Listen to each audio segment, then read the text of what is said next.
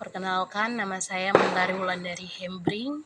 Saya mahasiswa Universitas Cendrawasih, Fakultas Ilmu Sosial dan Politik, Program Studi Ilmu Pemerintahan. Video ini saya buat untuk memenuhi tugas mata kuliah Sistem Pemerintahan RI. Saya langsung masuk saja ke soal. Jelaskan mengapa pemerintahan dikatakan sebagai suatu sistem. Nah, pemerintahan dikatakan sebagai suatu sistem karena pemerintahan ini sendiri merupakan rangkaian interaksi dari berbagai komponen yang terstruktur atau tertata antar satu dengan yang lain. Dan komponen-komponen ini saling berhubungan dan saling berketergantungan. Soal yang kedua, Indonesia menganut sistem pemerintahan apa?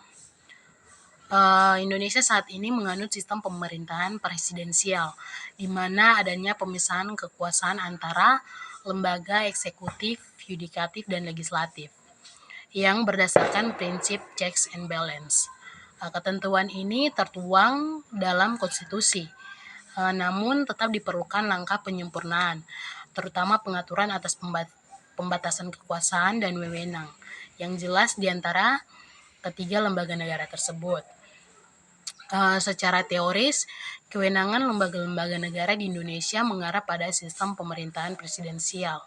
Namun secara praktek, dalam melaksanakan fungsi dan kewenangan lembaga negara tersebut tidak mencerminkan bahwa sistem pemerintahan Indonesia menganut pemisahan kekuasaan yang ada dalam sistem pemerintahan presidensial, akan tetapi lebih dekat pada sistem pembagian kekuasaan.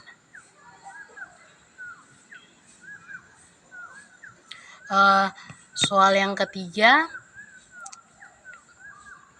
analisa atau mengomentari bagaimana praktek-praktek atau penyelenggaraan pemerintahan di Indonesia.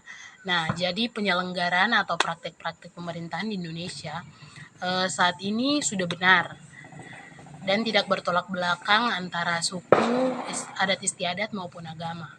Karena itu sebaiknya penyelenggaraan atau praktik-praktik pemerintahan di Indonesia sebaiknya tetap dipertahankan. Praktik-praktik saat ini tetap dipertahankan karena